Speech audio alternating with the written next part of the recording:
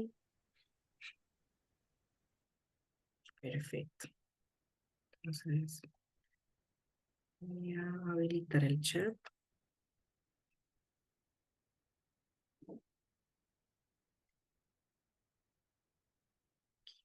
Bueno, muy buenos días a todas las personas que se conectan y nos acompañan en nuestra clase número 3 del curso en redacción científica y publicación.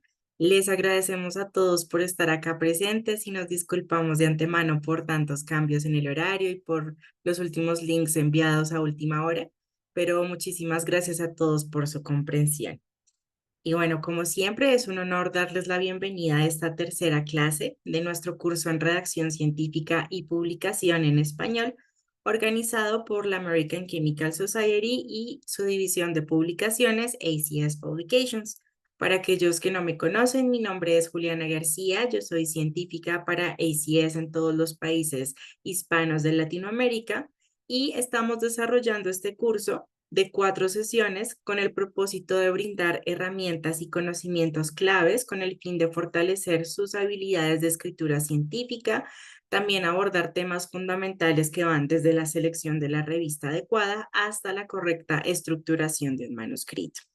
Queremos agradecer de manera especial a nuestro conferencista, el doctor José Rubén Morones Ramírez, y también agradecemos a nuestras instituciones colaboradoras, la Universidad Autónoma de Nuevo León, el Centro de Investigación en Biotecnología y Nanotecnología de la Universidad, y también al Instituto de Innovación y Transferencia de Tecnología, cuyo compromiso con la educación y el desarrollo científico en la región han sido fundamentales para la realización de este curso.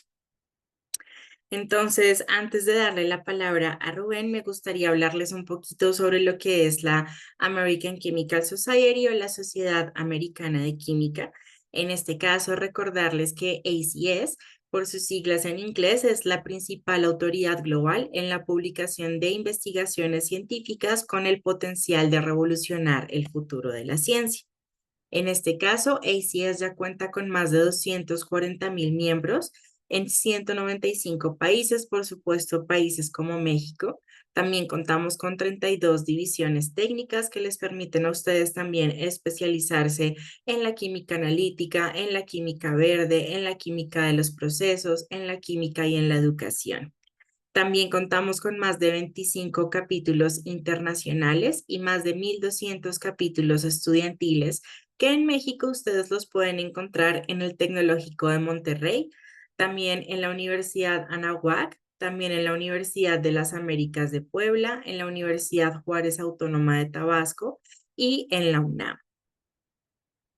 Desde este sentido, ACS es la sociedad científica más grande del mundo y nuestro compromiso es poder mejorar todas las vidas a través del poder transformador de la química en un mundo construido sobre la ciencia, y con esto nosotros podemos avanzar en el conocimiento científico, también empoderar a una comunidad global y defender la integridad científica.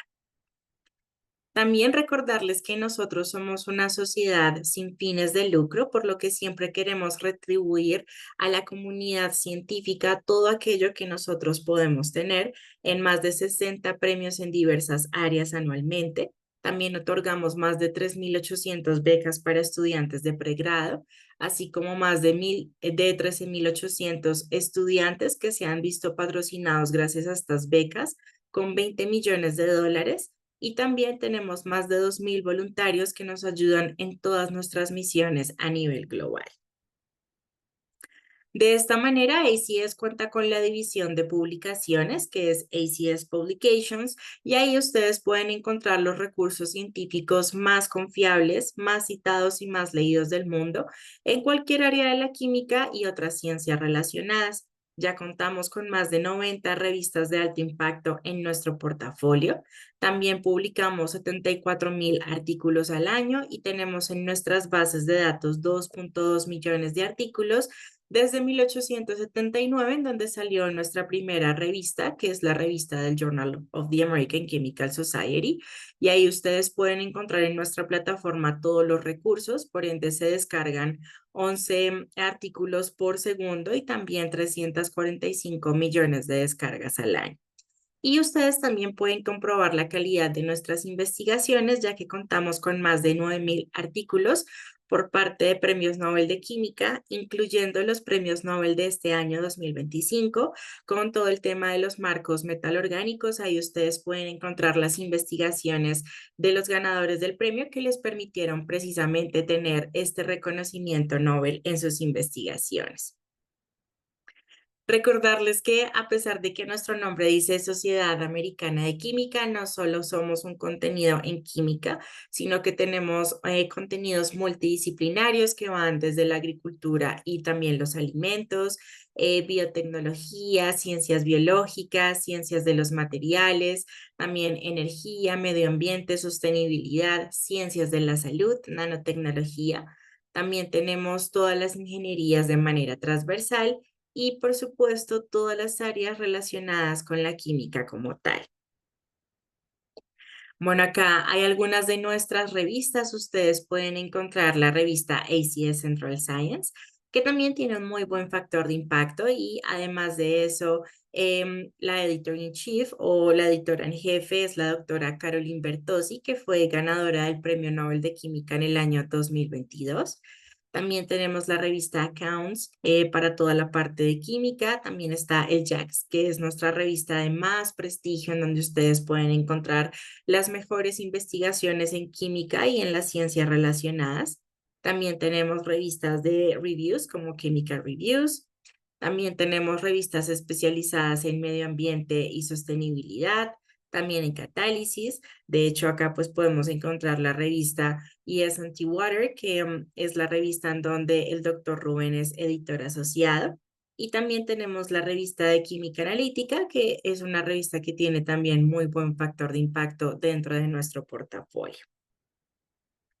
Bueno, en este sentido, recordarles que también estamos promocionando nuestro segundo curso de comunicación y escritura científica, el cual inicia el 19 de noviembre con 3 sesiones cada miércoles, en donde la doctora Coralia va a ser la conferencista principal y nos va a hablar también de las estrategias de publicación y también las buenas prácticas para el uso de inteligencia artificial en la escritura científica. Entonces, este es un curso que, al igual que el curso en donde ustedes están participando, es completamente gratis en español y además otorgamos certificados de participación. Una vez que entonces se termine cada sesión, ustedes van a poder ver la grabación también en YouTube. Recordarles que tenemos una página de todos nuestros eventos. Ahí ustedes pueden escanear el código QR y les van a aparecer todos los eventos que tenemos en el año. Ya se está acabando, sin embargo, hay unos eventos que están abiertos para todo el público para que ustedes puedan acceder a todas las herramientas de conocimiento y también de escritura científica. Y recordarles que tendremos nuestra última clase del curso en redacción científica y publicación, hablando sobre las buenas prácticas y herramientas en la publicación científica.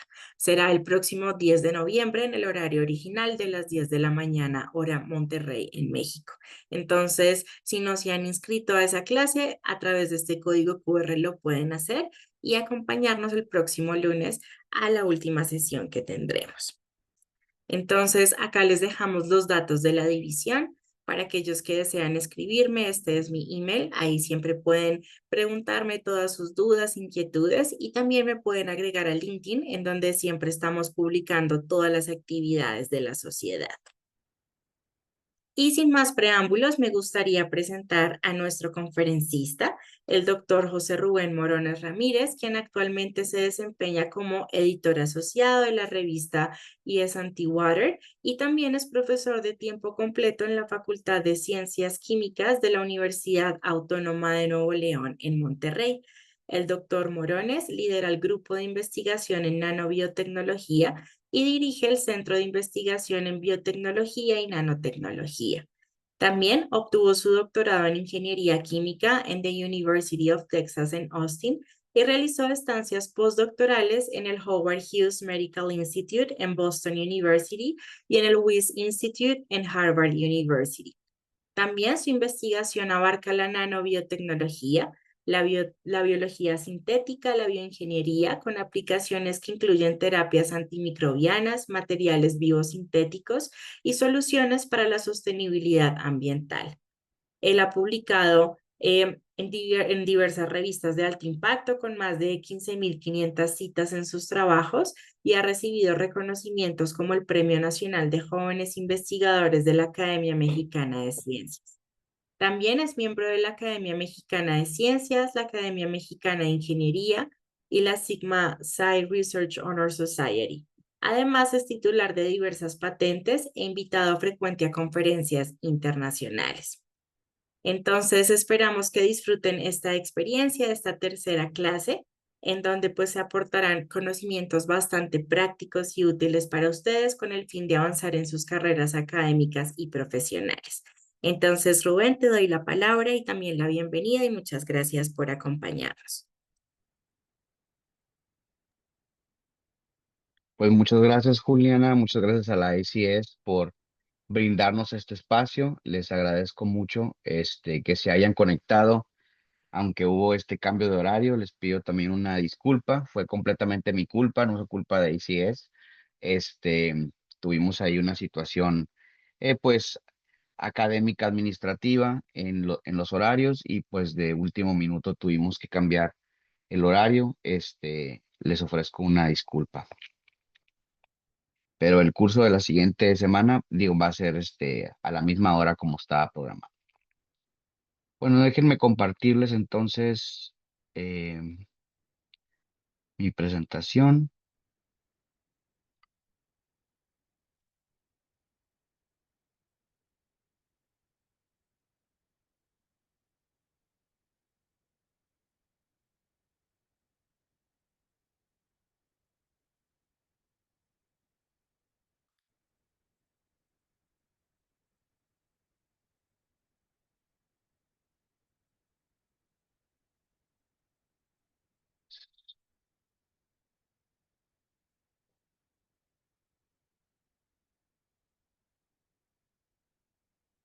¿Sí se puede ver?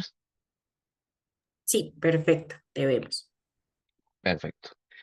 Bueno, pues de nuevo buenos días. En la siguiente clase, tercera clase de este curso, vamos a ver, bueno, la nombré cómo estructurar y presentar tu investigación, dado que eh, pues se relaciona en general con el proceso de publicación científica en un paso importante que es desarrollar justamente la narrativa en tu artículo, ¿sí? Nosotros en la primera clase, pues vimos cómo comunicar el conocimiento, un poco la estructura que tiene que tener, la estructura INRAD, que ya la vimos en la primera clase, cómo tenemos que ser rigurosos con los datos, usar lenguaje preciso, orden lógico, ¿sí? Y en esta clase vamos a aprender a construir la narrativa de la comunicación, ¿sí?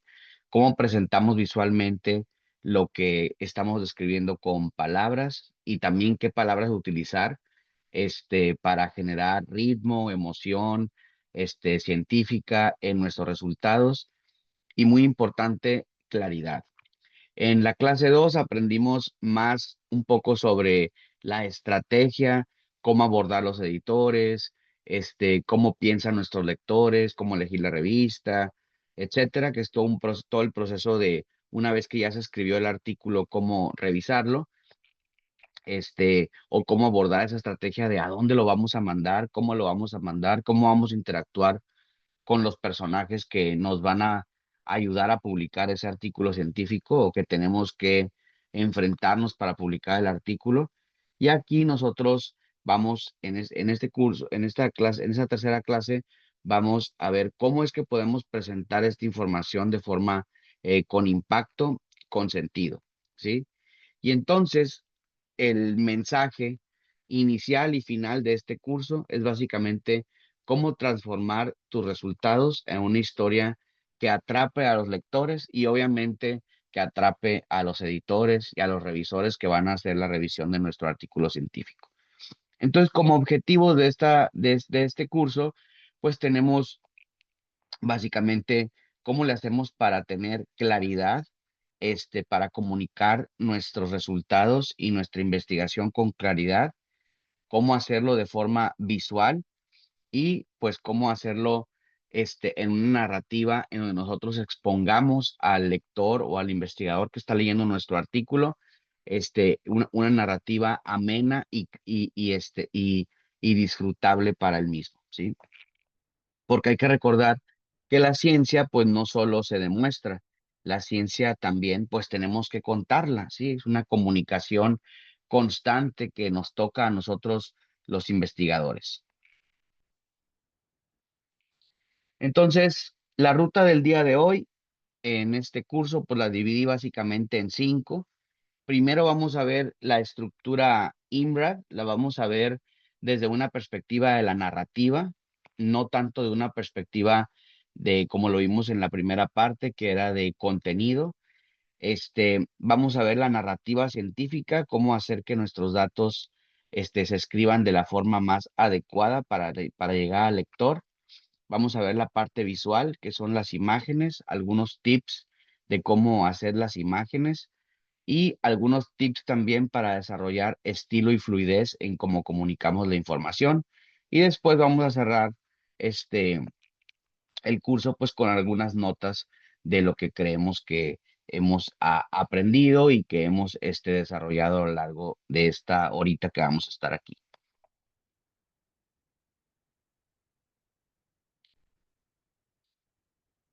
Entonces, si nos preguntamos a nosotros mismos cuál es la razón de ponerle tanto énfasis a estructurar nuestro artículo científico, ¿sí?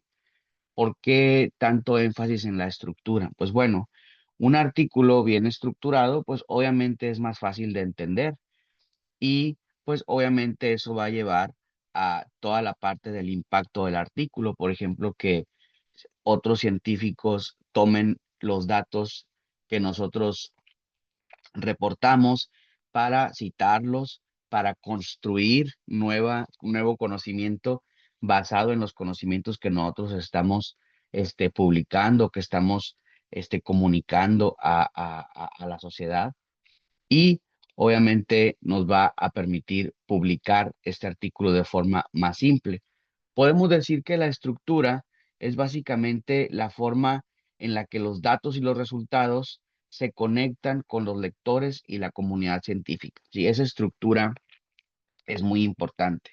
Y a su vez, si hablamos de la estructura INRAD, también la estructura INRAD, acuérdense en la primera clase o los que no estuvieron, yo les mencionaba que la estructura también en la comunicación científica es muy importante, porque cada una de las secciones de la estructura INRAD, que es introducción, metodología, resultados y discusión, nosotros muchas veces, depende del artículo, queremos encontrar a lo mejor nada más una partecita de la misma. Por ejemplo, a lo mejor podemos encontrarnos con un artículo donde nos interesa muchísimo la metodología o un artículo donde nos interesa mucho cómo discute los resultados que se ve que obtuvieron ahí en ese artículo. Entonces, en ese caso, la estructura nos permite irnos directamente a la información que queremos en ese artículo y eso también le da visualización, le da claridad, le va a dar citas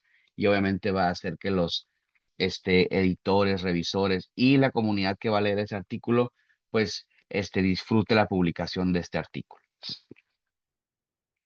Entonces hay que recordar que cuando nosotros estamos en el laboratorio, en o analizando los datos, pues obtenemos resultados que simplemente son datos, son puntos individuales, ¿verdad?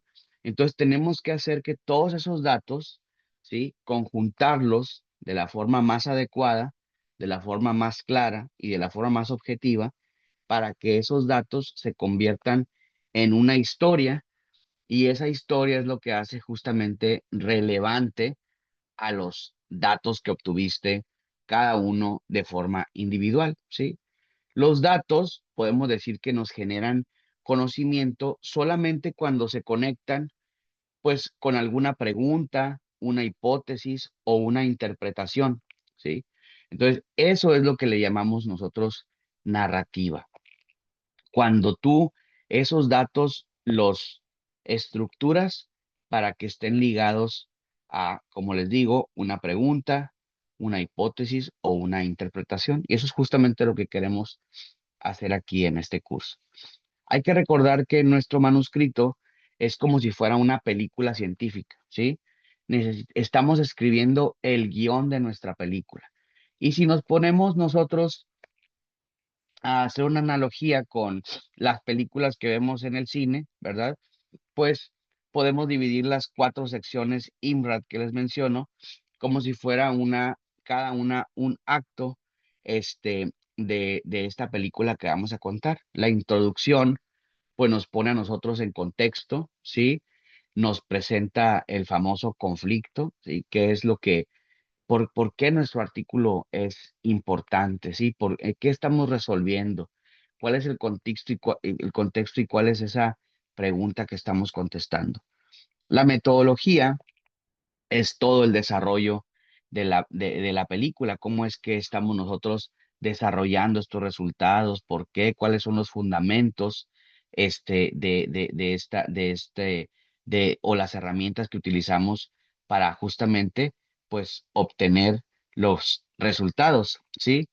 Cuando nosotros ya presentamos los resultados, una vez que dijimos cómo, pues es cuando llega el clímax, donde tú ves a la perfección qué es todo lo que el contexto que describiste, la problemática y la forma en la que lo lograste, ves el clímax y la relevancia de los en la sección de los resultados. Y luego en la discusión, pues haces un cierre y ahí es donde va el aprendizaje, es donde llega el final básicamente de tu artículo donde pones en contexto no tu problemática, sino ya lo que tú descubriste o realizaste. Entonces, es una película en cuatro actos básicamente medulares, ¿sí? Introducción, metodología, resultados y la discusión. Y justamente tú escribes ese guión, pero también el lector pues sigue, justamente es el que ve o mira esta película científica, ¿sí?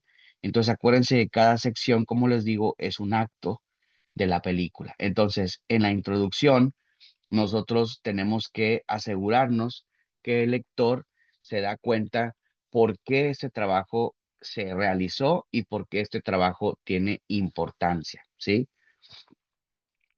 Después, la metodología nos dice, tenemos que comunicar de forma clara cómo es que hicimos esta, cómo es que realizamos estos experimentos, ¿sí? Cómo abordamos y cómo nos preguntamos para la realización de esos experimentos para eventualmente escribir la sección de resultados fundamentada en que lo hicimos de forma correcta y adecuada y reportar qué fue lo que se encontró, ¿sí? Y ya finalmente, una vez que describimos, que el lector se da cuenta de lo que descubrimos, entonces llega la discusión, que es el cierre, en donde nosotros decimos qué significa lo encontrado, ¿sí? Entonces, cuál es la relevancia de lo que nosotros encontramos y cómo embona en el bagaje científico que existe actualmente pues, en la sociedad, ¿sí? De conocimiento científico actual. Entonces, si tú puedes responder, después de que leíste un artículo, si tú puedes responder estas cuatro preguntas, ¿por qué, cómo, qué y cuál es el significado? Entonces, el artículo se considera que está bien escrito.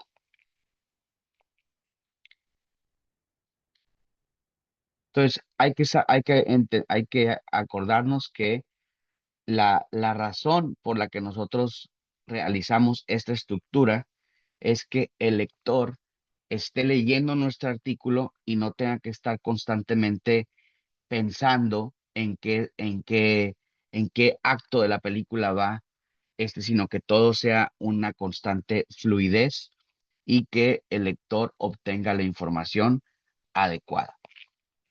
Entonces, Recuerden de nuevo, la introducción plantea un conflicto científico.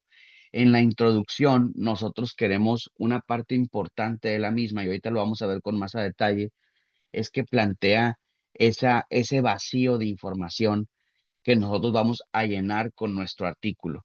Siempre lo ponemos en contexto, pero tenemos que demostrar, tenemos que posicionar al lector en qué es lo nuevo que estamos este, eh, proponiendo y qué es lo nuevo que estamos añadiendo al conocimiento científico con nuestros resultados, ¿sí?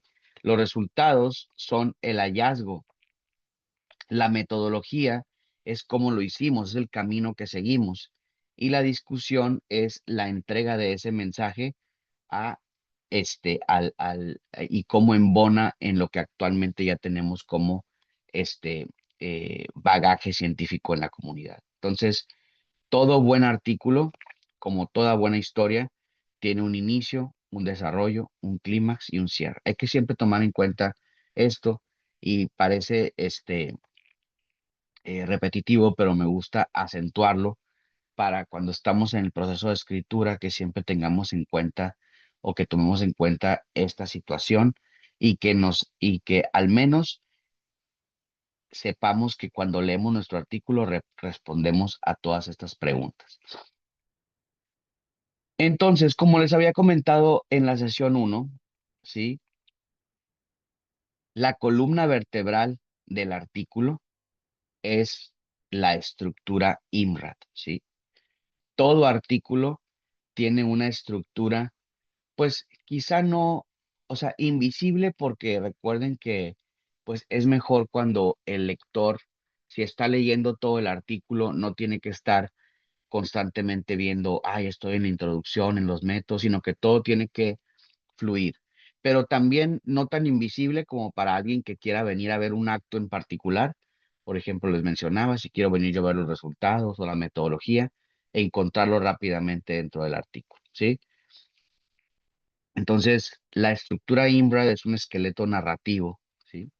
Que guía al lector desde la pregunta que proponemos hasta la respuesta que damos. Entonces, les voy a platicar un poquito sobre los componentes que generan la narrativa dentro de la estructura IMBRA, y después de cada una de las secciones les voy a dar un caso práctico enfocado en un artículo que escribimos nosotros para darles como un ejemplo ya muy particular de escritura para que puedan generar un contexto pues de un caso real. Entonces, la introducción, que es la primera parte de esta estructura IMRA. Aquí es donde se define el por qué. Aquí es donde nosotros planteamos ese contexto que les menciono. ¿Qué es lo que se ha hecho anteriormente? ¿Cuál es la problemática? ¿Por qué es importante este problema?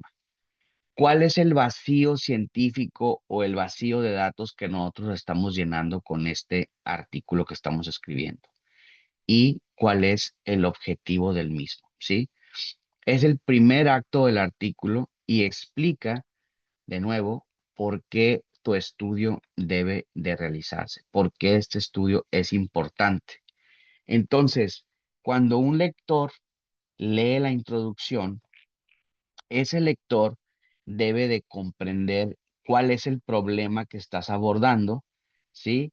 Y eso hace que eventualmente te intereses por la solución. Si tu problema no es relevante, pues entonces, ¿por qué quisieras solucionarlo? Entonces, la primera parte es poner en contexto, determinar el vacío, tener el objetivo para entender el problema. Y eventualmente este lector se va a interesar por esa solución que el artículo propone al llenar ese vacío. Entonces, la introducción se puede ver o estructurar como una pirámide invertida, ¿sí? Primeramente, siempre hablas de un contexto general en donde pones tu artículo, ¿sí? Después, tienes que mencionar cuál es tu problema en particular que vas a solucionar. Y dentro de este contexto estás mencionando por qué el problema es relevante. Después, dentro de este problema, también pone en el contexto, mencionas qué es lo que se ha hecho antes o qué es lo que ya existe como propuestas de solución. Y ahí es justamente cuando lo ligas con el vacío de conocimiento.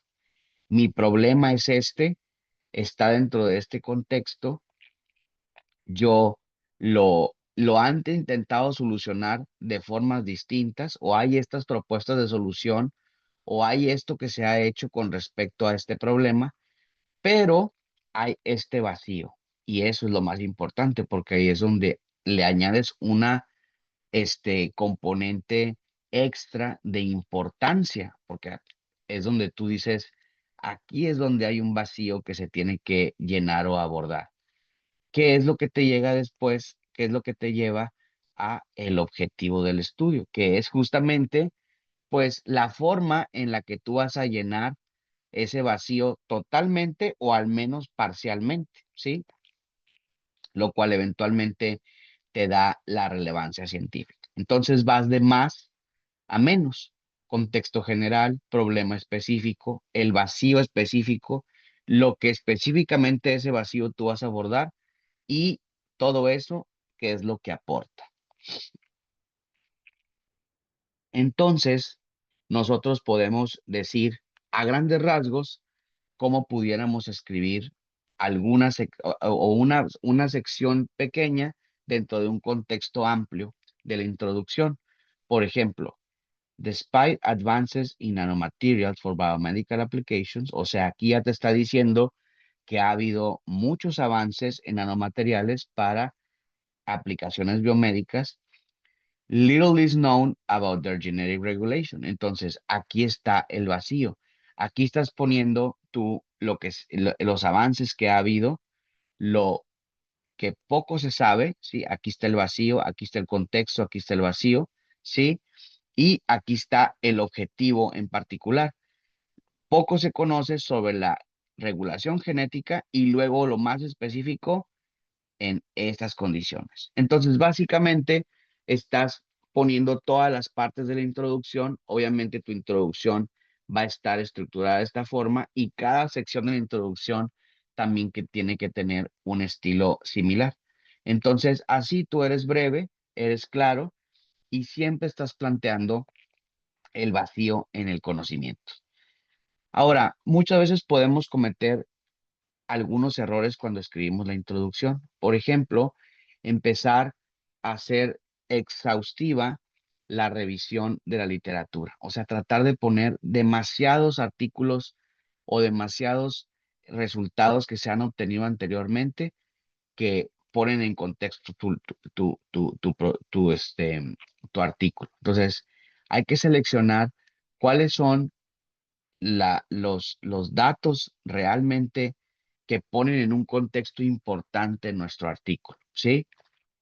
Muchas veces tratamos de, acuérdense que, pues bueno, todos hemos estado expuestos probablemente a buscar información científica sobre alguna problemática, sobre alguna metodología, etcétera, y pues afortunadamente como sociedad hemos avanzado muy, muy, muy rápido, especialmente en los últimos años, y entonces hay información muy vasta. Entonces lo importante es saber qué es lo que vamos a incluir en nuestra introducción para de nuevo hacerlo claro, ¿sí? No decir tu objetivo de por qué estás haciendo o por qué estás escribiendo este artículo o no, no enunciarlo claramente. Eso hace que pues, se pueda perder el interés del lector. Confundir antecedentes con resultados propios. Eso es muy importante. Acuérdense que cuando estamos escribiendo la introducción, estamos poniendo en contexto los resultados que se han obtenido previamente. No estamos hablando de los resultados es como si estuviéramos reportando la sección de los resultados en la introducción. Los resultados van en una sección completamente distinta y van después, ¿sí? Y algo muy importante que ya se los he mencionado, no definir el vacío del conocimiento, no definir tú lo que estás haciendo, qué vacío llena en el bagaje de conocimiento científico en la comunidad. Y obviamente si escribes tu introducción de forma confusa, pues el lector se pierde de cuál es la importancia y por qué estás haciendo esto y esos resultados y datos que le vas a mostrar, porque son relevantes. Y este es el caso práctico que les digo, es un artículo que escribimos pues hace un poquito menos de un año. Es un artículo que escribimos justamente aquí en ACS Omega. Y bueno, por ejemplo, aquí nosotros ponemos siempre en contexto, ¿sí?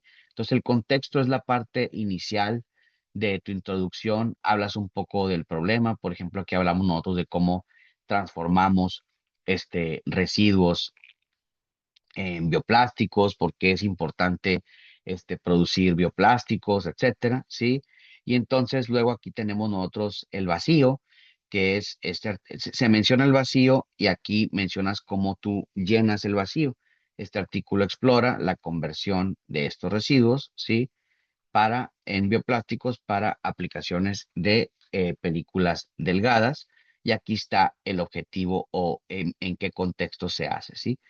Las condiciones en particulares. Ahora nos saltamos a la parte de métodos, el cómo, ¿sí?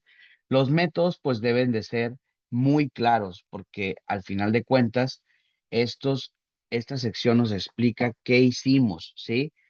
Y nos tiene que garantizar, eso es lo más importante de la sección de metodología, la forma en la que escribimos es tan clara y tan precisa, es como si le estuvieras explicando a alguien exactamente cómo hacer tu experimento.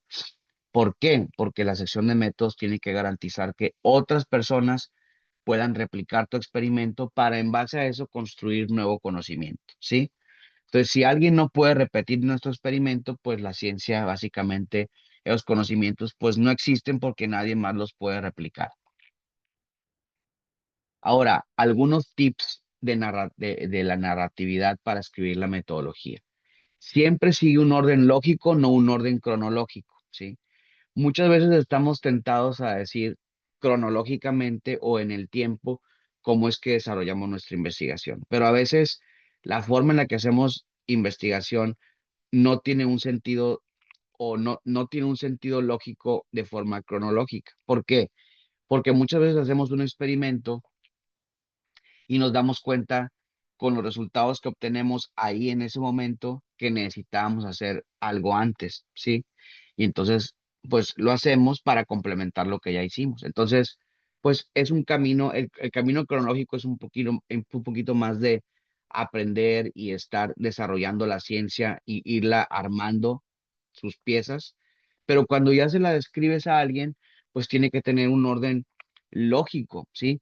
Primero hice esto, primero hice este control para probar esto, primero hice esto para luego esto, etcétera, ¿sí? Que alguien que no vio tu película caótica de tus experimentos diga, ah, lo está reportando de forma lógica, todo tiene sentido, ¿sí?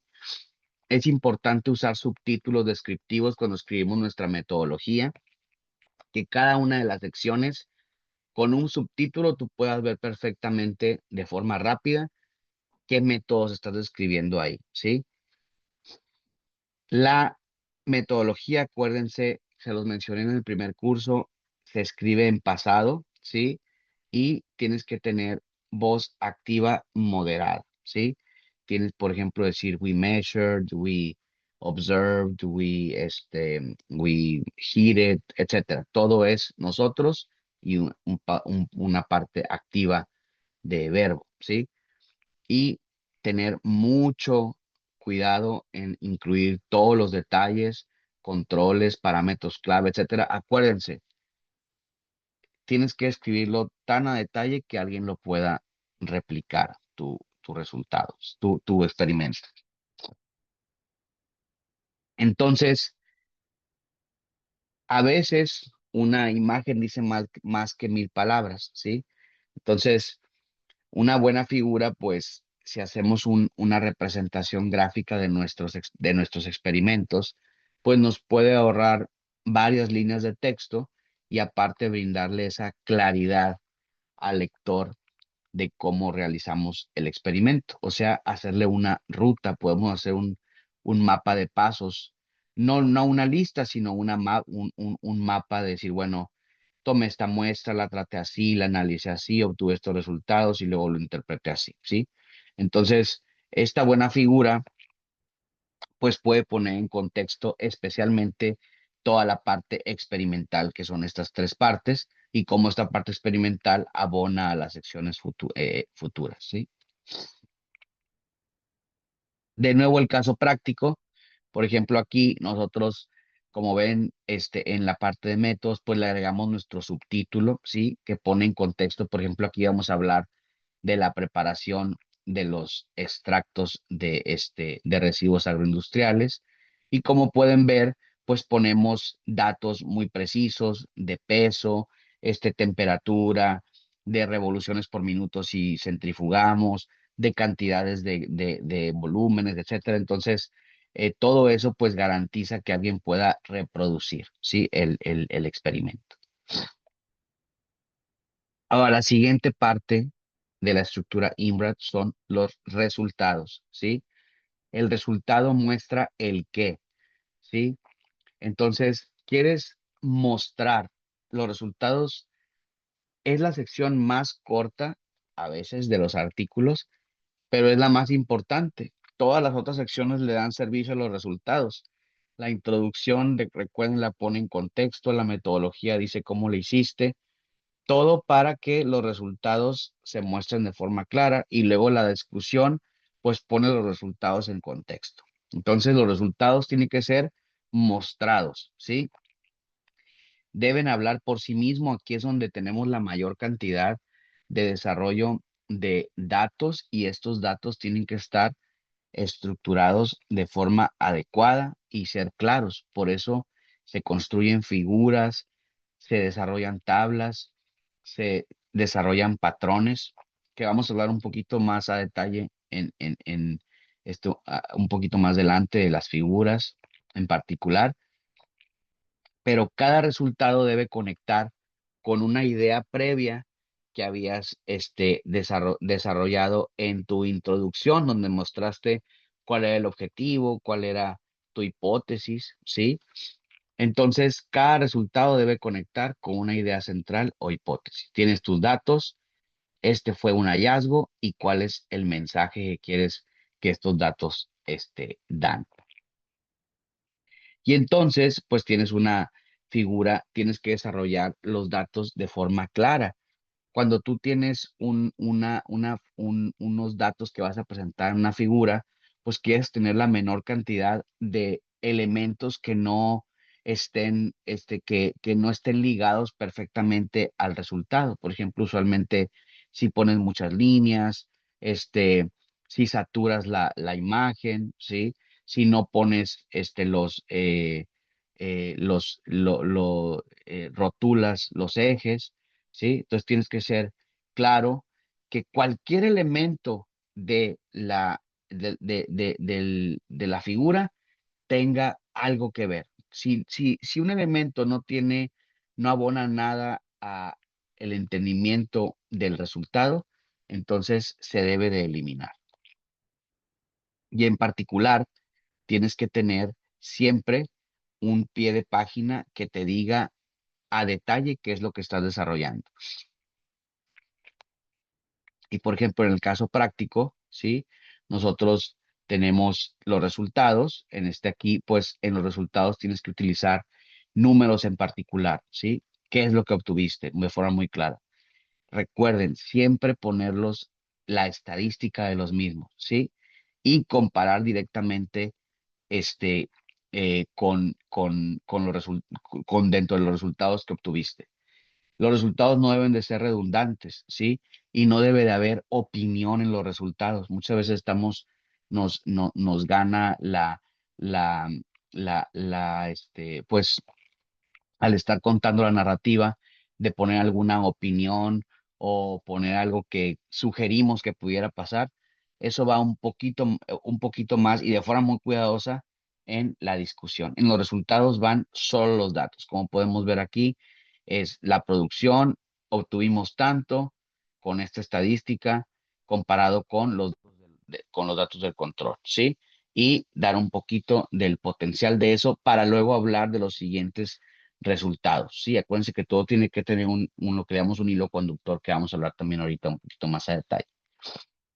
Y finalmente, la discusión. ¿Qué significa? La discusión nos dice, nos pone en contexto los resultados que estamos reportando, ¿sí? La discusión no es una parte donde repetimos los resultados, es la sección que los interpreta, ¿sí? En donde explicamos las implicaciones, las limitaciones, la relación con la literatura y la relación con dentro de los mismos, dentro de los mismos datos, ¿sí? Acuérdense de nuevo, los datos pues son puntos que reportamos, pero cuando los ponemos en contexto y los discutimos, nos tienen que dar significancia, ¿sí? ¿Cuáles son algunos de los errores frecuentes en la discusión? Pues bueno, repetir los resultados sin analizarlos. O sea, que vuelvas a repetir los resultados a lo mejor con otras palabras, pero que no hagas un análisis y que no hagas una verdadera discusión, ¿sí? Ahora, también muchas veces estamos dados a extrapolar sin evidencia. Si los datos no te lo dicen, puedes hacer pequeñas extrapolaciones, se puede decir como sugerir, para poner en contexto, pero muchas veces en la discusión, y es una delgada línea, ¿sí? Extrapolamos demasiado, decir, por esto probablemente suceda esto, cuando realmente los resultados no te dan la suficiente información como para hacer esa extrapolación, ¿sí? O esa sugerencia de que algo pudiera estar pasando. Siempre es importante en la discusión poner el contexto de las limitaciones que estos resultados tienen, ¿sí? Obviamente lo que sí nos brindan, pero también las limitaciones, a lo mejor alguna condición en particular a la cual el experimento no pudiera desarrollarse o que o que no se incluyó, sí, que pudiera ser un parámetro interesante donde el experimento se pudiera comportar distinto, etcétera. Limitaciones de nuestros resultados, ¿sí? Y la otra, acuérdense, va un poquito de la línea de lo extrapolar, especular sin una base experimental. Y por ejemplo, aquí la evidencia en el caso práctico, pues se trata de darle sentido a los resultados, ¿sí? Aquí nosotros explicamos el porqué de los hallazgos, ¿sí?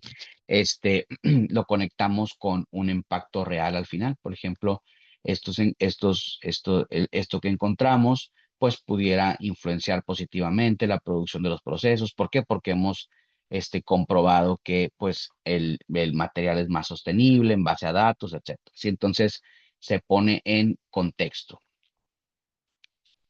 Y entonces, para cerrar esta parte, pues cada artículo tiene que plantear la pregunta en la introducción, demostrar el camino en los métodos, revelar los hallazgos en los resultados y discutir o explicar el significado de los mismos. Eso conforma la publicación y eventualmente la claridad y la forma en la que les ponemos esta relativa, pues nos lleva a que el artículo tenga un mayor impacto. Y en estas últimas dos secciones les voy a hablar sobre la narrativa científica, en donde les voy a dar algunos tips de cómo algunos elementos que podemos introducir cuando escribimos para darle esa narrativa adecuada al artículo. ¿Sí? Entonces, acuérdense, de nuevo, el orden tiene que ser lógico, no cronológico. ¿Sí?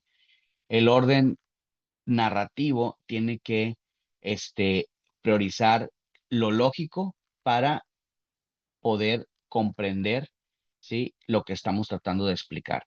No tenemos que reportar los resultados en la forma, en la calendarización que los hicimos, ¿sí?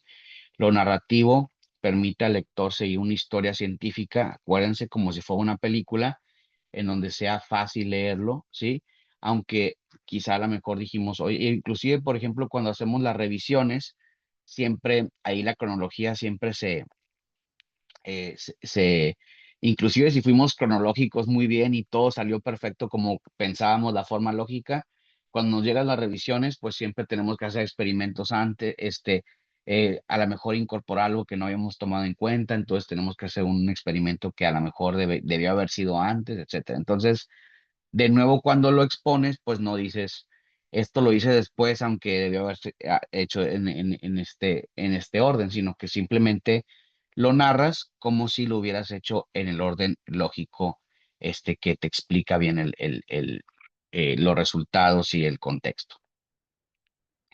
Algo muy importante dentro de la narratividad es utilizar lo que le llamamos los conectores narrativos, que es como el pegamento del texto científico, es lo que lo hace fluir, ¿sí? A mí me gusta mucho cuando estoy escribiendo artículos, especialmente cuando empecé a escribirlos, cuando era un alumno de doctorado y de postdoc. Me gustaba tener listas grandes, también por el inglés, ¿verdad? De conectores, para que no sea repetitivo y para que tu artículo se vea como que está pegado de forma adecuada. Por ejemplo, por lo tanto, en contraste con tanto. Este resultado sugiere, ¿sí? Sin embargo, de manera consistente con, a diferencia de estudios previos, si todos estos son conectores, hace que tu artículo fluya de forma adecuada, ¿sí?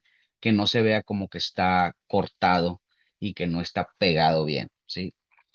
Por ejemplo, aquí les incluyo una lista de 30 conectores narrativos, ¿sí? Ustedes pueden hacer sus listas. Yo tenía listas de, pues, decenas de estos conectores, ¿sí? Especialmente en inglés, lo cual nos hace que nuestro artículo pues fluya de forma más, que no suene repetitivo. Por ejemplo, siempre a lo mejor podemos decir de que primero, segundo, tercero, ¿sí? En vez de a lo mejor añadirle pues una fluidez distinta para que el lector no se aburra. Entonces los conectores son muy importantes. Acuérdense que he mencionado, pero no lo he hecho a detalle, el hilo conductor, ¿sí? El hilo conductor es muy importante porque el artículo tiene que tener ese hilo que lo esté, pues sí, como lo mismo lo dice la palabra, hilando o tejiendo, ¿sí? Cada párrafo debe responder una pregunta. ¿Qué aporta este fragmento al objetivo principal? ¿Sí? Si nosotros cuando estamos leyendo el artículo hay un párrafo que no contribuye a esa historia, ¿sí? Científica, es como cuando ves una película y de repente hay una escena que nada que ver o que como que no está abonando a la historia que estás viendo.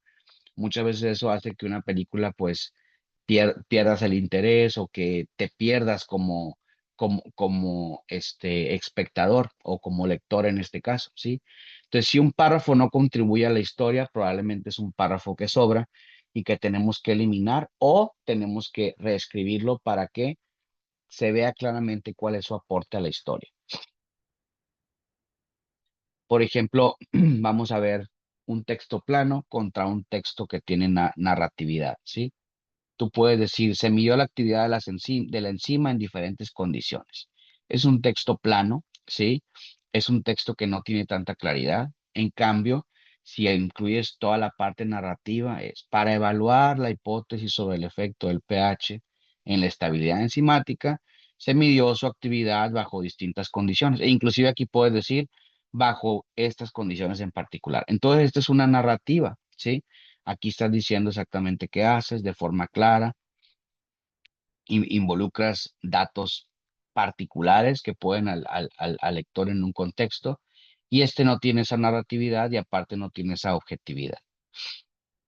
Entonces, tienes que, pero muchas veces estás escribiendo, lo escribes de esta forma plana para luego darle esa narratividad, ¿sí? Por ejemplo, dices, bueno, antes de dar la narratividad, pues pones, se analizaron muestras, se observó este cambio y los resultados significaron tanto. Esto ya lo tienes escrito, ahora le aplicas la narratividad para crear una comprensión. Tras analizar las muestras, observamos un cambio significativo que sugiere un efecto dependiente de la temperatura, como lo muestra la figura 2 o figura 2 entre sí. Entonces, aquí ya tiene narratividad de lo que observaste. Siempre hay que tener eso en cuenta. Entonces, ¿cómo construimos un párrafo con un sentido completo? Pues entonces tienes que primeramente identificar cuál es tu idea principal, plantear el punto o hallazgo que quieres reportar, Siempre tienes que, dentro de la idea, acuérdense que siempre tienen que incluir la evidencia, los datos, las observaciones, las referencias, que es lo que sustenta tu idea, ¿sí? Y siempre no es que estamos escribiendo una conclusión, sino que todo siempre tiene que mini concluir, ¿sí? Porque es lo que dijiste algo, lo interpretaste, lo conectas y luego vas al siguiente paso, ¿sí? Eso crea esa narratividad. Cada párrafo es un microciclo narrativo. Planteas, pruebas, conectas, ¿sí? O sea, pones en contexto, das tus evidencias, concluyes parcialmente y conectas con lo siguiente. Eso es muy importante. Ahora, cada una de las secciones, esto no es una regla escrita en piedra, ¿sí? Pero este, se, pues es importante tratarlo de seguir, ¿sí? Cada una de las secciones se escribe en un tiempo verbal particular. Por ejemplo, la introducción siempre se mira mejor, se lee mejor cuando se escribe en presente. Los métodos siempre se escriben en pasado, porque se supone que tu introducción estás poniendo en un contexto actual, presente. Los métodos se supone que tú ya los hiciste, ¿sí? Es la forma en la que hiciste esos experimentos, entonces por eso se escribe en pasado. Y también los resultados se escriben en pasado. ¿Por qué? Porque se supone que siguiendo esa metodología tú ya obtuviste los resultados. Y ahora es como si le estuvieras leyendo al lector. Estos resultados los puse en este contexto. Entonces, la discusión usualmente se escribe en presente, pero también puede tener alguna mezcla dado la cronología de lo que estás disponiendo en contexto, en donde puedes tener un poquito de pasado, este, o un poquito de futuro, ¿sí? La discusión puede ser un poco más mixta, pero en gran parte debe de estar en presente, ¿sí? Entonces, cuando tú cambias los tiempos, especialmente la introducción, la metodología y los resultados, puedes confundir al lector y la fluidez de esa narrativa. Evita los saltos narrativos, no dejes que el lector esté adivinando cómo pasaste de un resultado a otro, ¿sí? Aquí está esa conectividad que les menciono. Es importante cuando escribimos el artículo que pongamos estos pegamentos que le lleven al lector a no pensar que hubo un salto o a hacer que pues sí, narratividad o esa forma de comunicar la información se, este, sea cortada. Por ejemplo, siempre tienes que poner esos conectores. Estos resultados sugieren que a partir de este hallazgo obtuvimos, como se muestra en la figura 3, ¿sí? Entonces estas oraciones son puentes que conectan los párrafos como un tren de ideas, ¿sí? Entonces, estos puentes pues hacen que la idea se narre de forma adecuada. Y de todos modos, toda la historia tiene un hilo conductor, ¿sí? Toda la historia, todo tu artículo tiene que, aunque son diferentes actos, toda película tiene diferentes actos, pero toda película es parte de una misma historia, ¿sí? Entonces, cada una de las partes de la sección IMRAD deben de leerse como una historia continua. Y cada una de las secciones tiene que cerrar con una idea que prepare a la siguiente. Por ejemplo, la introducción usualmente cierras preparándote para la sección de metodología y resultados, ¿sí? Entonces, aunque ya lo pusiste todo en contexto, siempre al final tienes que decir, para hacer esto, para abordar esta hipótesis o para llenar o para delimitar este vacío en la información, nosotros se desarrolló tal, lo cual estás preparando para que el lector ya entre o a la parte de métodos o a la parte de resultados. Y después, en los resultados, siempre tienes que decir, con los datos obtenidos y dar un mini spoiler de lo que tú vas a discutir, ¿sí? Y ya pues la discusión es la última parte, ¿sí? Y entonces también usualmente se trata de empezar igual que los resultados, ¿sí? Con los datos obtenidos, este es el contexto, ¿sí? Entonces, la ciencia tiene que fluir de forma adecuada y que no haya un corte tan abrupto entre las secciones para generar ese hilo conductor del cual les platico, ¿sí? Entonces, la narrativa científica une ideas, párrafos y secciones con una idea continua. Tienes que tener claridad en vez de cronología. Tienes que usar conectores para aumentar, para priorizar el flujo y tienes que usar las transiciones que generan ese ritmo de lectura. Entonces, esa fue la parte de la narratividad. Ahora les voy a hablar un poquito sobre lo visual, las imágenes, ¿sí? Acuérdense que las figuras, pues los podemos considerar como el lenguaje universal, ¿sí? Inclusive, por ejemplo, la forma en la que nos comunicábamos antes, nuestras civilizaciones pasadas, pues era a través de figuras, ¿sí? ¿Se acuerdan de las clases de historia? Pues las primeras formas de comunicar son esas pinturas rupestres que se encontraban en cavernas, etcétera. No tenían ellos forma de escritura, comunicación, inclusive tenían poca comunicación oral, pero siempre las figuras describen un montón de,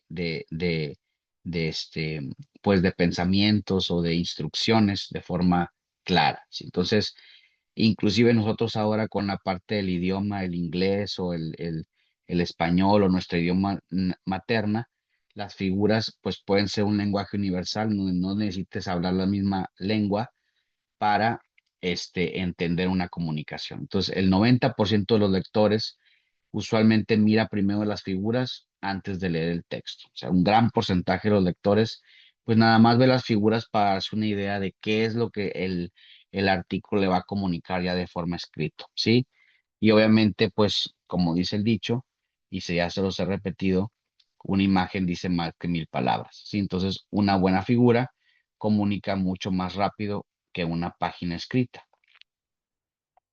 Entonces, algunos de los visuales que podemos utilizar cuando estamos escribiendo artículos científicos, pues cuando estamos tratando de comunicar datos, pues siempre podemos generar gráficas que comunican estos resultados cuantitativos, que muestran tendencias, este, que muestran comportamiento de forma visual de lo que está sucediendo.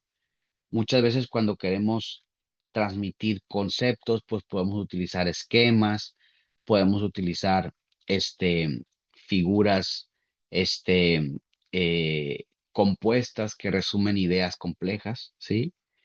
Y cuando queremos, pues, describir un proceso como lo hicimos en la parte de metodología que les di un ejemplo, pues podemos hacer diagramas que muestran más una parte de relación, de secuencia, de lógica, ¿sí? Entonces puedes usar gráficos, esquemas o diagramas, todo esto visuales para comunicar de forma más rápida y de forma más efectiva lo que queremos que el lector se lleve de nuestro artículo, ¿sí? Hay 4 pilares importantes cuando estamos diseñando una figura. Lo primero es la claridad, ¿sí? Acuérdense, ya les mencioné, cada elemento debe de tener una razón para existir, ¿sí? Si no tiene una razón para existir, ese elemento lo podemos eliminar para aumentar la claridad. Otra parte importante es que usualmente tratamos de utilizar mucho color y el color en la comunicación científica, en el diseño de una gráfica, siempre lo tenemos que utilizar solo para destacar diferencias, no para que sea de forma decorativa, ¿sí? Entonces, usualmente utilizamos colores que contrastan, colores, pues bastante diferentes, ¿sí? ¿Para qué? Para marcar esa diferencia o para marcar algo en particular de la figura que queremos que el lector observe, ¿sí? Evita saturar las imágenes. Las imágenes tienen que ser, pues, tener solamente los elementos necesarios para comunicar la información. Y algo muy importante que a veces no lo tomamos en cuenta, pero en el diseño es importante siempre utilizar el mismo tipo de tipografía, ¿sí? Si nosotros usamos muchos tipos de tipografía en una misma figura, o nos estás diciendo algo muy importante de que esa diferencia de tipografía te está tratando de dar un mensaje, ¿sí? O si no, pues solamente causa ruido y causa que tu imagen sea menos clara, ¿sí? Entonces, acuérdense que la figura tiene que ser como una historia cortita que sea clara, ¿sí? Por ejemplo, si nosotros ponemos demasiado color, fondo, etcétera, que no sea tan contrastante, así, pues entonces podemos crear una figura que no está tan ordenada. Así tenemos una figura más limpia, con colores más claros, contrastantes, esté rotulada de forma adecuada, etcétera, ¿sí? Entonces, el diseño es importante.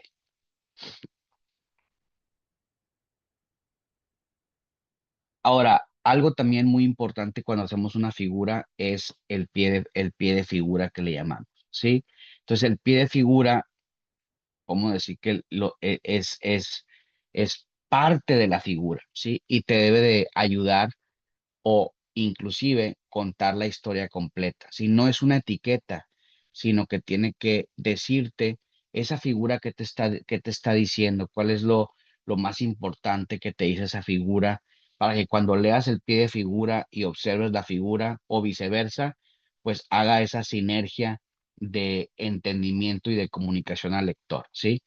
Por ejemplo, si le pones nada más resultados del ensayo 3, ¿sí? Entonces, ese texto no te está diciendo nada de la figura. En cambio, por ejemplo, puedes decir incremento de eficiencia con un nuevo catalizador. Entonces, tú estás viendo la tendencia y ahora estás poniendo en contexto, ah, mira, estoy viendo un incremento en eficiencia. La figura me lo está diciendo, ¿sí? Entonces, el título te debe demostrar lo que es importante y lo que estás observando e incluir, como les menciono, tendencias, zonas importantes de comportamiento de los datos, etcétera. Y después está el tan famoso Graphical Abstract, ¿sí?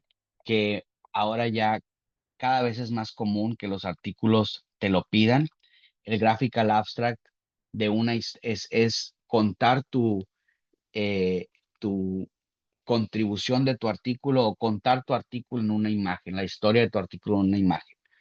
Acuérdense que el abstract, pues no lo vimos en la primera clase, pero el abstract es una mini historia de tu artículo. Debe incluir todos los componentes más importantes. Entonces, el graphical abstract es justamente eso, la imagen que cuenta toda la historia de tu artículo. Entonces, tiene que contener, pues, los elementos más icónicos y esenciales de tu artículo para contar pues todo en una figura compuesta pero muy clara, ¿sí? Entonces, en general, las preguntas que tienes que contestarte para tu Graphical Abstract es muestra lo que hiciste, cómo lo hiciste y por qué importa, ¿sí? Es como una mini película de tu artículo. Entonces, ¿cómo lo construimos? Pues tenemos que incluir la temática de estudio, lo que incluye el artículo, el what que le llaman, cómo lo hiciste, que es tienes que incluir una seccioncita de metodología, cómo lo hiciste, una seccioncita de discusión, por qué importa, ¿sí? El why. Y en todo esto, tiene que estar plasmado de forma clara en la imagen. Recuerden de nuevo, solo incluir elementos esenciales sin texto innecesario. Algunos tips de cosas de no hacer para tu abstract gráfico, pues que tengas texto ilegible o tipología o tipografía que sea inconsistente, que tengas colores que no estén contrastados. Muchas veces nos gusta hacer una paleta de colores, no sé, de azul, diferentes tonos de azul o diferentes tonos de rojo, etcétera, pero no hay tanto contraste. A veces las impresoras imprimen inclusive en blanco y negro. Entonces, cuando tú imprimes un artículo, pues ese no se da de forma adecuada. Entonces, siempre hay que tener cuidado en que los colores sean lo más contrastante posibles, que la figura esté muy saturada, con exceso de flechas, etcétera, pues eso hace que sea confusa, que las escalas no tengan unidades o que no esté bien rotulado tu artículo, tu figura, o que las leyendas sean demasiado técnicas. En tu abstract gráfico, acuérdense que quieres llegarle a la mayor cantidad de población o a la mayor cantidad gama de lectores, entonces utiliza este un lenguaje un poco más accesible, ¿sí? Para que la figura te dé una idea general de lo que, de lo que aborda el artículo, para que luego eso, pues, lleve al lector a querer leerlo, ¿sí? Entonces, acuérdense, lo visual es muy importante. Un paper se entiende con palabras, pero se recuerda con imágenes, ¿sí? Entonces, la imagen es lo que te lleva a tener ese impacto, de tu artículo en la comunidad científica. Y en el curso, en el último curso les voy a hablar sobre algunas herramientas que podemos utilizar y les voy a enseñar algunas herramientas, pues de forma breve porque dura nada más una hora el curso, pero de forma breve les voy a hablar sobre algunas herramientas que pueden utilizar para hacer figuras, este, pues de forma adecuada. Y ya por último, les voy a hablar sobre, dentro de la narrativa, el estilo, tono y presentación que debe tener el artículo. Entonces, tiene que tener cuando escribimos, tiene que tener un estilo que convenza, ¿sí? El estilo no es que tengamos que adornar, no tenemos que ser, no es como si estuviéramos escribiendo una novela, ¿sí? Sino que tenemos que transformar los mensajes, los datos en un mensaje claro, ¿sí? Entonces tienes el dato y entonces tienes que comunicarlo de forma clara, ¿sí? La ciencia no se reporta, se comunica, entonces esto es importante que sea lo más claro posible. Entonces, dentro de la narrativa. El tono profesional que se tiene que utilizar, acuérdense siempre ser cortés, preciso y claro, ¿sí? Por ejemplo, muchas veces nos damos a la tarea de decir, esto nunca se ha hecho anteriormente, o de acuerdo a la literatura, estos autores no hicieron esto, ¿sí? Entonces, muchas veces no estoy utilizando un tono cortés, ¿sí? Este, a veces pues nos emocionamos cuando escribimos un artículo y entonces hacemos afirmaciones que realmente no tienen un respaldo, ¿sí? Tenemos que ser claros, no tenemos que dar giros innecesarios cuando estamos reportando algún resultado, etcétera, que de repente empecemos a hablar de otra cosa, ¿sí? O que seamos sumamente técnicos cuando no está necesario hacerlo, ¿sí? Entonces, es una delgada línea, pero hay que tratar de ser lo más preciso, claro, obviamente siempre en la jerga técnica, pero no excesiva que haga que pues el lector se confunda, ¿sí? A veces, algunos errores que cometemos, pues que los adjetivos sean vacíos, por ejemplo, que diga significante y no es significante, que digas que es importante, que digas que es novedoso. El dato en general, no tiene que tener estos adjetivos porque realmente debe estar sustentado en la literatura de que algo no se ha hecho, ya es novedoso, no tienes que decir todo el tiempo que es novedoso, que es importante. Usar frases ambiguas como decir, pues creemos que, o parecería que, o se pudiera sugerir que, sí, entonces esas frases pues hacen que pues nos estás dando a entender que no está completamente sustentado lo que estás diciendo. Repetir texto que ya se mostró en una figura, que sea redundante, lo cual hace más largo tu artículo y lo vuelve más confuso. Algo que los americanos y en general la gente que habla inglés no les gusta en español se usa mucho el pasivo, ¿sí? Pero en inglés no se usa. Entonces, el pasivo es cuando dices, it was found that, o sea, como que dándole la acción al pues, a lo que se hizo en vez de decir nosotros hicimos, o sea, ser activos, ¿sí? utilizar términos muy coloquiales como this was huge, this was very much, a lot, todo eso, no, deben de ser muy claros y precisos, ¿sí? Entonces, usar verbos activos, tres hábitos, usar verbos activos, sustantivos concretos y lenguaje visual, ¿sí? Entonces, una guía rápida, nada más para cada una de las secciones. La introducción tiene que ser informativa y convincente, es el tono, ¿sí? Los métodos tienen que ser precisos y neutros.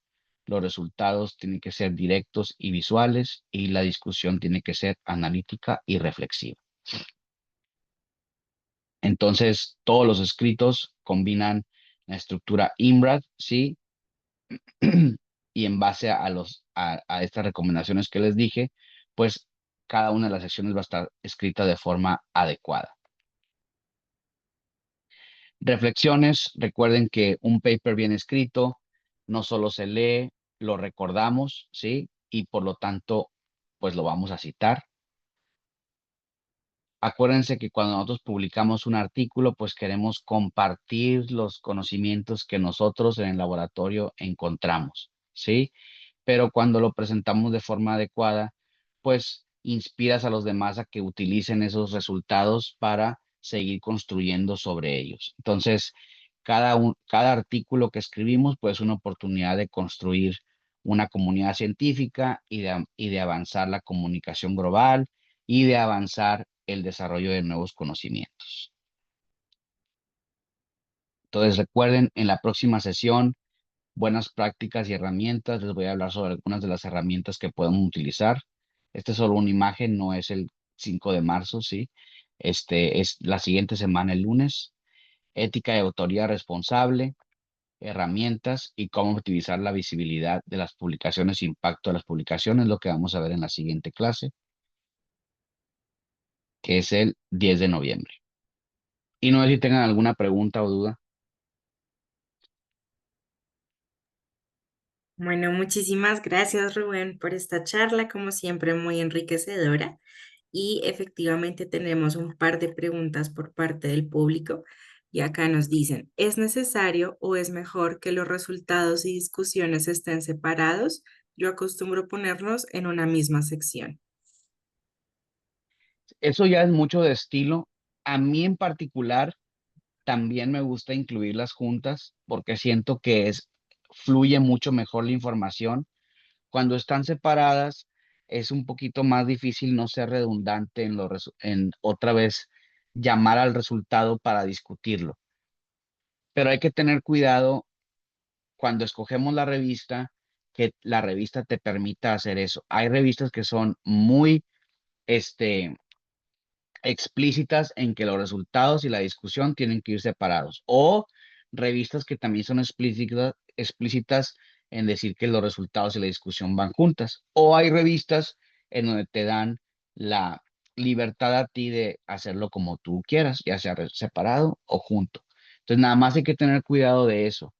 Cuando se escriben separadas, usualmente si te rechazan el artículo, lo puedes mandar a otra parte, y tu mundo sigue pues relativamente abierto. Si la escribiste junta, puede ser que la nueva revista a la que la quieres mandar, pues no te lo permita. Entonces ahí la vas a tener que separar. Entonces, tienes toda la razón, yo también coincido. A mí me gusta escribir la sección de resultados y discusión junta por la fluidez y por la narrativa, pero hay que tener cuidado porque pues también importa el formato de la revista y que la revista te lo permita. Perfecto. Bueno, también nos dicen, en el apartado de resultados, ¿se hace necesario hablar del tratamiento estadístico a detalle o solo plantear las pruebas y resultados obtenidos? Muy buena pregunta y eso es también importante cuando escribimos. Acuérdense que los resultados puedes mencionar un poquito la metodología, por ejemplo, puedes decir, utilizando microscopía electrónica, obtuvimos, o sea, podemos observar esto y esto y esto, ¿verdad? Y ya das los datos que obtuviste y mencionas la técnica. Más hay muchas, y siempre se critica mucho los editores y los lectores también por claridad que la metodología de nuevo la repetimos en los resultados o en la metodología incluimos resultados. Entonces hay que ser bien conscientes y separarlas siempre, ¿sí? En los resultados no van datos excesivos de metodología. Quizá nada más por narratividad mencionas de que utilizando esta técnica encontramos esto, esto y esto, pero no vas a decir, utilizamos esta técnica y la corrimos a este pH, a temperaturas, porque eso ya es metodología, me explico. Al menos que, por ejemplo, estés diciendo, estos datos los obtuve así, a este pH, así a este pH, así a este pH. Ok, bueno, estás discutiendo, trayendo un poco de metodología, pero para la narratividad de expresar tu resultado más los metodología y especificidades de la metodología van en la metodología y en los resultados no debemos de incluir tanta metodología y viceversa. En la metodología no hay que incluir, ahí sí, definitivamente no hay que incluir ningún resultado, ahí solamente estás explicando cómo lo hiciste, ¿sí? Y las condiciones a las que lo hiciste. Muchas gracias, Rubén. Bueno, por acá también nos preguntan, bueno, te felicitan, muchísimas gracias por el curso y dicen, acá, la duda está en las figuras. ¿Qué tantas figuras es pertinente incluir en un artículo científico? Sí, mira, depende también mucho de la revista. A veces cuando converso con los editores y a mí en particular, me gusta ver a lo mucho 5 o 6 figuras, ¿verdad? Este, Acuérdense que pues es como cuando ves una película, ¿verdad? De nuevo nos vamos a las películas. Si ves una película de 4 horas, pues la verdad probablemente te canses, ¿sí? Habrá alguien que ame la película y pueda ver las 4 horas de película o 3 horas y media de película, que hay algunas. Pero en general, usualmente la película dura a lo mucho 2 horas, ¿sí? Hablando de una película. Entonces, el artículo más o menos así es. En general, son entre 5 y 6 figuras. Hay artículos de revisión que tienen 20, 30 figuras, ¿verdad? Que ya es casi como un libro. Depende de tu contexto. Ahora, aquí no lo platicamos en la clase uno, pero acuérdense utilizar la parte de, suplementos del artículo, ¿sí? Tú puedes poner a lo mejor alguna curva de calibración, algún experimento adicional que hiciste que soporta la evidencia, pero no es necesario incluirlo en el texto principal, sino que a lo mejor es nada más para darle soporte y que a lo mejor a alguien en particular le interese y lo pueda ver aparte, pero son como escenas adicionales que pudieras poner aparte y no hacer la historia tan larga y tan llena de información y que le quite claridad. Entonces, los suplementos muchas veces son eso, experimentos adicionales que hiciste para soportar la información, pero no son necesariamente, pues, caracteres principales en tu historia, ¿sí? Es como tener las historias, alternas, ¿sí? Entonces, 5 o 6 figuras, no tan saturadas, es, este, es la norma, más no es la regla, ¿sí? Ya depende. Gracias, Rubén. Y hablando también de los gráficos, nos preguntan cuáles serían esas recomendaciones para presentar resultados en tablas en lugar de gráficos y si el Graphical Abstract debe llevar resultados principales o no. El Graphical Abstract definitivamente tiene que llevar los datos, los resultados principales, ¿sí? Si tú, tienes un material que, tu aportación más grande es que es un material con alta dureza, pues tú tienes que expresarlo ahí en tu Graphical Abstract que descubriste un nuevo material compuesto de qué, por qué, cómo lo sintetizaste y acentuar que es un material, pues, de alta dureza, ¿sí? Entonces, los resultados es muy importante incluirlos en el Graphical Abstract. A lo mejor no el resultado en particular de que tuvo una dureza de tanto, pero sí acentuar tendencias, comparatividad con otros datos. A lo mejor a lo mejor pone una grafiquita de que, pues, tal material ha tenido tanta dureza y el de nosotros a lo mejor pues el doble de dureza, ¿sí? Cosas así que el lector pueda decir, ah, mira, este artículo me va a mostrar esta historia, de cómo obtuvieron estos datos esenciales. Entonces, el Graphical Abstract siempre tiene que tener, datos, los highlights, ¿sí? Y la otra pregunta que me hiciste, ay, ¿cuál fue, Juliana? Perdóname la primerita.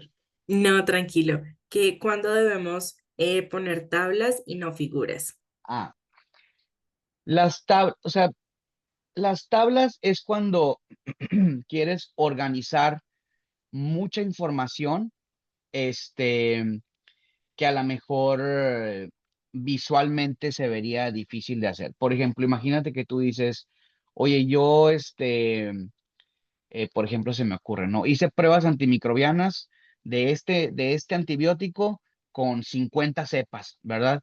Y entonces, aquí está mi dato este, de inhibición con este antibiótico para todas estas cepas. Entonces, a lo mejor es una tabla con las 50 cepas y le pones el número ahí, a lo mejor en orden de mayor a menor, etcétera. Que a lo mejor ahí, pues, hacer una gráfica, pues a lo mejor tienes que tener 50 barras. Entonces, cuando no es posible organizarlo en una figura, pues haces una tabla. Pero las tablas son más como listados, grandes, comparativos, ¿sí? De muchos datos que quieres tú darles como que una organización y que se dificultaría hacer una imagen. Pero en general, si puedes hacer una imagen que no se vea súper saturada, siempre es mejor una imagen. Por ejemplo, no vas a reportar si lo hiciste en 4 cepas, y con un número, que tenga a lo mejor inhibición a una concentración, pues a lo mejor lo puedes hacer en una gráfica de 4 barras que se muestre claramente cuál es el número de inhibición, ¿verdad? Pones las 4 barritas con las 4 cepas, es mucho más visual y más claro que si haces una tabla que pues a lo mejor no se aprecia tanto, ¿verdad? Entonces, no sé, son ejemplos, tienes que decidir. Ambos dan estructura y dan claridad, pero la imagen siempre da más, aunque a veces pues es difícil expresarlo en una imagen. Sería mi recomendación. Gracias, Rubén. De hecho, tu respuesta también permitió responder otras preguntas que nos están haciendo en el chat. Nos queda tiempo para un par de preguntitas más. Sin embargo, en la pantalla ustedes pueden ver los datos de contacto de Rubén por si desean escribirle y resolver sus dudas respecto a la sesión del día de hoy. También, pues nos están preguntando qué tantas citas son mínimas necesarias. Me tocó ver un escrito donde la discusión se basó en una referencia. Por otro lado, ahora piden puras citas actuales, pero hay textos muy importantes de los años 80 o 90. ¿Deben evitarse? Sí, ahí hay que usar el criterio de nosotros que somos los expertos en el área en particular que estamos escribiendo, ¿sí? Entonces, cuando tú te empapas de información, cuando estás escribiendo el artículo, se supone que ya hiciste experimentos, estuviste leyendo, te volviste, pues, un experto en el tema y entonces hay que usar nuestros propios criterios, ¿sí? Obviamente, si es una técnica que se desarrolló en los 80s y ahora se ha mejorado en los últimos 30 años, ¿sí? O 40 años, pues entonces a lo mejor actualizarlo. Hay siempre artículos seminales que les llaman, que pues marcaron tendencias y que es importante incluirlos. Incluirlos a lo mejor puedes incluir los dos, el seminal y el mejorado, para darle esa también, esa narrativa y esa importancia al conocimiento científico que se desarrolló en años pasados, muy pasados, pero que sigue siendo relevante. Entonces, es importante, o sea, no hay una regla de que solamente voy a incluir, a mí se me hace un poco, este, pues, no adecuado cuando alguien te dice, tu artículo tiene que tener solamente referencias de los últimos 5 años, ¿no? No, hay muchas áreas del conocimiento que se nutren desde mucho antes, ¿sí? Hay muchas áreas del conocimiento muchas veces que a lo mejor hay grupos que las están reviviendo, ¿sí? A lo mejor, por ejemplo, el caso de los fagos, ¿sí? Como terapias antimicrobianas, a lo mejor no muchos de ustedes, pero los fagos se dejaron de utilizar por los antibióticos nuevos que se generaron. ¿Habrá algún grupo de investigación que diga, oye, voy a retomar lo de los fagos que se hicieron en los setentas, ¿sí?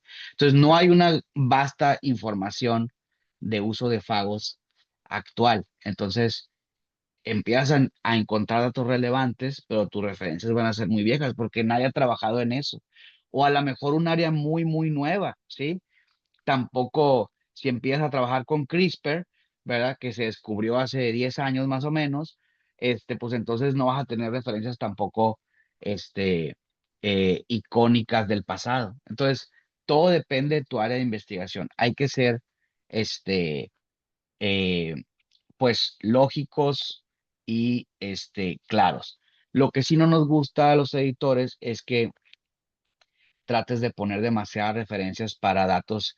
A lo mejor dices, se han hecho estudios especialmente por ejemplo en la introducción, se han hecho estudios sobre, no sé, nanopartículas de X metal, ¿sí?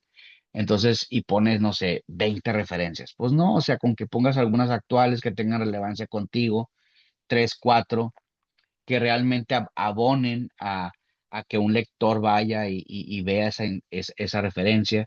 O si estás discutiendo, este, a lo mejor toda esa discusión se puede resumir en un artículo anterior que se escribió, entonces ahí pones una referencia, o a lo mejor en 3 o 4, o a lo mejor en 10 si es algo muy complejo.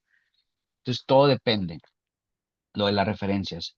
Pero lo que sí es clave es que toda referencia pues tiene que abonar al lector. O sea, si tú dices, oye, cuando yo estoy escribiendo tengo esta referencia y yo quisiera que un lector que le interese esta parte del artículo pues pueda ir a ver y buscar esa referencia. Entonces, si vas y luego le das 10 referencias y nada más dos son realmente relevantes, pues quiere decir que las otras 8 las pudieras haber no, no, no incluido, ¿sí? Dale, Rubén, de verdad, muchísimas gracias por todas tus respuestas, por esta sesión que ha traído muchísimos conocimientos y herramientas para todos los participantes. Lastimosamente, por el tiempo no nos alcanza para responder todas las preguntas que tenemos. Sin embargo, pues agradecerlos a todos por su participación, a ti, Rubén, por esta conferencia que realmente pues ha sido de gran ayuda para todos los estudiantes y profesores acá presentes. Y bueno, recordarles que nos vemos el próximo 10 de noviembre a las 10 de la mañana, hora Monterrey, en el link original.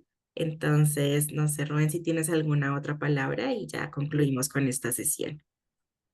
Pues muchas gracias a todos. De nuevo una disculpa por el cambio de horario. De todos modos, las sesiones van a estar grabadas, ¿verdad, Juliana? Sí, Entonces, sí, para los que no pudieron, conectarse, y nos vemos el otro lunes. perfecto. Muchísimas gracias para todos. Una feliz semana. Que estén muy bien. Gracias, Rubén. Hasta luego.